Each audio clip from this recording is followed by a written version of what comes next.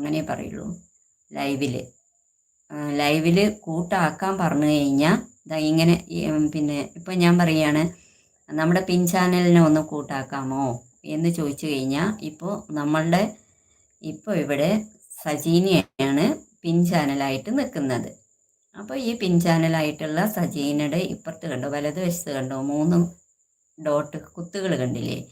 അപ്പോൾ ഈ കുത്തിലൊന്ന് തൊട്ട് കഴിഞ്ഞാൽ സജീനയുടെ ചാനലിലേക്ക് പോകുന്ന വഴി അവർ കാണിച്ചു തരും. അപ്പോൾ അതിലൊന്ന് തൊട്ട് കഴിഞ്ഞാൽ സജീനയുടെ ചാനലിൽ സിന്ധുവിന് കയറാൻ പറ്റും.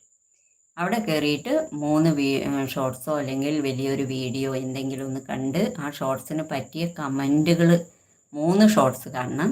3 ഷോർട്സും കണ്ട് അതിന് കമൻറ്റും ഇട്ട് ലൈക്കും ഇട്ട് കഴിഞ്ഞ് 3-മത്തെ ഷോർട്സിൽ വേണം നമ്മൾ കണ്ടു കഴിഞ്ഞതിന് ശേഷം വേണം സബ്സ്ക്രൈബ് ചെയ്യാൻ. സബ്സ്ക്രൈബ് ചെയ്തതിന് ശേഷം ബെല്ലൈക്കൺ കൊടുക്കണം. ബെല്ലൈക്കൺ കൊടുത്താൽ മാത്രമേ അവർ ലൈവൊക്കെ ഇടുമ്പോൾ നമുക്ക് നോട്ടിഫിക്കേഷൻ വരുള്ളൂ.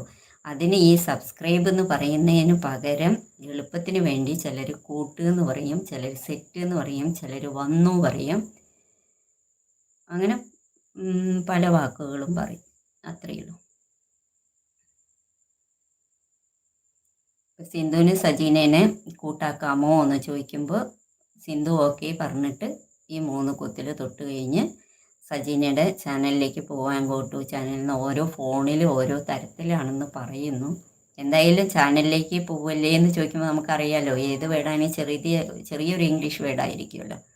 അപ്പോൾ അതിൽ തൊട്ടിട്ട് അവരുടെ ചാനൽ കാണാൻ പോവുക, 3 ഷോർട്സ് കാണുക, 3 കമൻ്റ് ഇടുക, 3-മത്തേന് കമൻ്റ് ഇടുന്നതിൻ്റെ ഒപ്പം തന്നെ സബ്സ്ക്രൈബും ചെയ്ത് ബെല്ലൈക്കണും കൊടുക്കുക. അത്രയേ ഉള്ളൂ. അതാണ് കോട്ട്. എനിക്കൊന്നും അറിഞ്ഞിരുന്നില്ല, ഒറ്റ സംഗതി അറിഞ്ഞിരുന്നില്ല. ഞാൻ ആദ്യമായിട്ട് ഒരു ലൈവിൽ